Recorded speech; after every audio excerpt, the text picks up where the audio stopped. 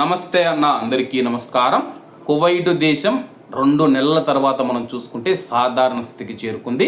కువైట్లో ఈరోజు ఆదివారం పూర్తి స్థాయి 100% సామర్థ్యంతో కార్యాలయాలు, ఆఫీసులు పనిచేస్తాయని చెప్పి అధికారులు తెలిపారు. ప్రాంతీయ ఉద్రిక్తతల నేపథ్యంలో విధించిన 2 నెలల ఆంక్షల అనంతరం కువైట్ దేశం ఈ రోజు నుంచి తిరిగి సాధారణ స్థితికి చేరుకుంది. ఇరాన్, ఇజ్రాయెల్, అమెరికా మధ్య నెలకొన్న ఉద్రిక్త పరిస్థితుల దృష్ట్యా గత ఫిబ్రవరి 28వ తేదీ నుంచి ప్రభుత్వ కార్యాలయాలు, విద్యా సంస్థల కార్యకలాపాలను అధికారులు పరిమితం చేశారు. ప్రధానంగా ఆన్లైన్ సేవలకే ప్రాధాన్యం ఇచ్చారు. అయితే ప్రస్తుత పరిస్థితులు చక్కబడడంతో ఈ రోజు నుంచి అన్ని ప్రభుత్వ కార్యాలయాలు పూర్తి స్థాయి సామర్థ్యంతో పనిచేస్తాయని చెప్పి అధికారులు ప్రకటించారు. నేరుగా తరగతుల నిర్వహణ, హై స్కూల్, ఇంటర్మీడియట్ మరియు కళాశాల విద్యార్థులకు ఈ రోజు నుంచి నేరుగా క్లాసులు ప్రారంభం కానున్నాయి.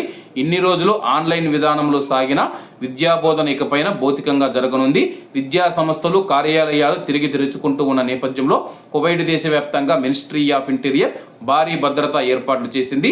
ముఖ్యంగా రద్దీగా ఉండే రహదారులు, పాఠశాల పరిసరాలలో ట్రాఫిక్ నియంత్రణకు అదనపు సిబ్బందిని మోహరించారు. సంయుక్త అవగాహన పథకం ప్రకారం భద్రతతో పాటు విద్యార్థులలో చట్టపరమైన అవగాహన కల్పించేందుకు మినిస్ట్రీ ఆఫ్ ఇంటీరియర్ విద్యాశాఖతో కలిసి ఒక ప్రత్యేక ప్రణాళికను సిద్ధం చేసింది. ఇందులో విద్యార్థులు, ఉపాధ్యాయులు, సిబ్బంది మరియు తల్లిదండ్రులను భాగస్వామ్యులను చేయనున్నారు. సురక్షితమైన విద్యా వాతావరణాన్ని సృష్టించడమే లక్ష్యంగా ఈ కార్యక్రమాన్ని అమలు చేస్తూ ఉన్నట్లు అధికారులు తెలిపారు. 2 నెలల సుదీర్ఘ విరామం తర్వాత కువైట్ దేశం మళ్ళీ సాధారణ స్థితికి వస్తూ ఉండడంతో ప్రజలైతే ఊపిరి పీల్చుకున్నారు. అలాగే దీనిపైన చాలా మంది ప్రజలు సంతోషం కూడా వ్యక్తం చేశారన్నమాట. ఎందుకంటే గత 2 నెలలుగా మనం చూసుకుంటే రాత్రి వేళల్లో పేలుడు శబ్దాలు, ఉదయం పూట సైరన్లు మోగడంతో కూత వేసినట్లు ఉదయం పూట సైరన్లు మోగడంతో అయితే నిద్ర లేసే వాళ్ళమని చెప్పేసి చాలా మంది కువైటీ ప్రజలు మరియు ప్రవాసులు అయితే తెలిపారనమాట.